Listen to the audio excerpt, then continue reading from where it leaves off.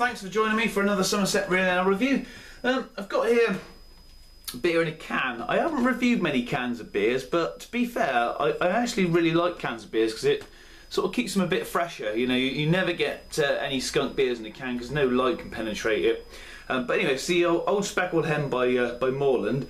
I have had this quite a few times before, but I haven't had it for a long time, so I can't really remember what it's like. It's a 5.2% ABV. Not sure the... it is 500ml. Anyway, let's crack it open. I'll let you have a look at the can a minute, so you can sort of see what's on there before I crack it open. That's about it, really. Right. I've got the nice glass as well. Let's fire it in there. Yes, sort of cans. People think that cans are sort of mass produced and that, but I disagree. I think it's, you know, a lot of the American beers are now being put in cans, and they do, you know, they are fantastic, less waste and all that. Anyway, it is it's sort of, you know, sort of an amber, dark, very dark orange in colour. Nice bit of carbonation there, nice bit stuck on the base of the glass.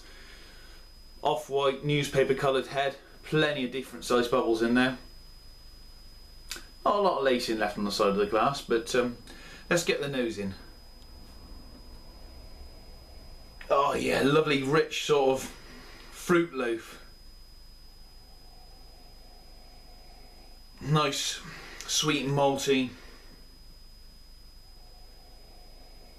It smells gorgeous.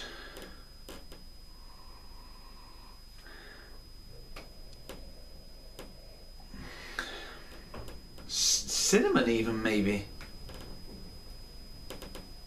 Slight spicy, yeah, just you get a little bit of zest in there.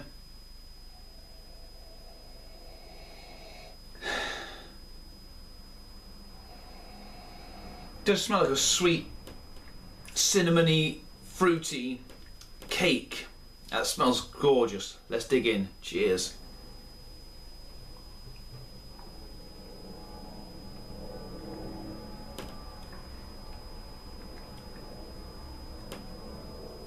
Oh yeah.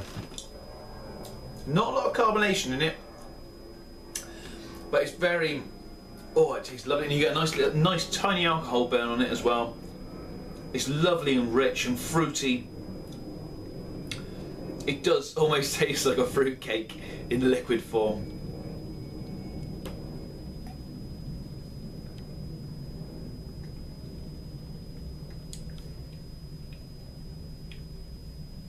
And you are getting a slight spiciness on it as well towards the end of the taste. Very mild bitter aftertaste. This is a really good... See, I never... If this is ever on cask anywhere, I never have it because I always try and have something different. But sometimes you forget about the beers that, you know, they are good beers, but because they're so popular, it's a very popular beer, this. I'm sure everybody who's watching this video... Well, I mean, nice burp on it as well, has heard of this beer in Great Britain, but it is a very good beer. It's quite gassy actually.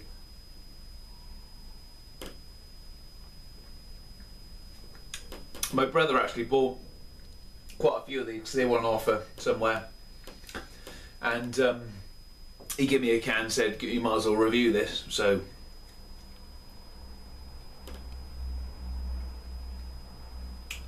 It is a very nice beer. I can see why he keeps buying it. Old Speckled Hen, strong fine ale, established 1711. A distinctive, rich, malty taste, bursting with character, fruity aroma, and deliciously smooth. It is very smooth. First brewed to commemorate the 50th anniversary of the MG car factory, and affectionately named after an MG car used as a factory runaround. The Old Speckled Hen. A satisfying, finely balanced ale with a smooth, rich, malty taste, perfect for every occasion, great with friends and food. I'm sure it is. www.oldspeckledhen.co.uk. best before on sea base. January 13, that's ages. But I mean, that's great, because that is all the waste you got. So I'm going to swash that down, you know, throw it straight in the recycling box. In the UK, we got all these green recycling boxes now. They're trying to, you know, be waste efficient and all that malarkey. But you squash that down, you know, I mean, whereas with a glass bottle, there's so much weight and you know, it's a big bulky bit of waste. But I mean, that's a lovely beer. I wouldn't hesitate to have that again.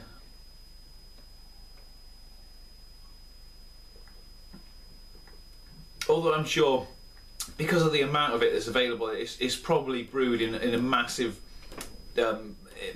brewery, you know, a 90 or 100 barrel brewery or whatever you, and they're banging it out. But they've obviously got a good recipe there. I'm not sure. I don't think there's any ingredient. There isn't any ingredients on there whatsoever, so you don't know what's in it. But I mean, even if there is like preservatives and what have you in there, I didn't really care, because it does taste very good.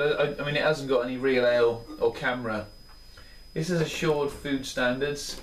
You know, that's good enough for me. But you know, without going into all that massive conversation about you know, whether it's real ale or what have you, or camera approved beer, it is a very drinkable, sessionable beer.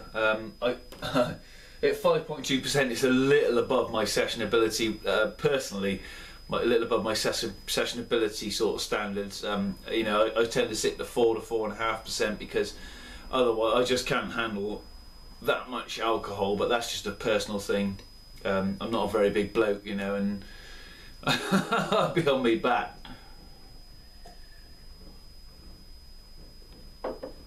I really like that. Really like that. It's slipping down the treat. It's got a lovely mouthfeel on it. It's not too rich. I could easily drink 3 or 4 cans of that. Whether I'd be bladdered afterwards or not is another story, but very nice beer. That to me is going to have to get a 7 out of 10. Definitely buy it again. Really worth trying.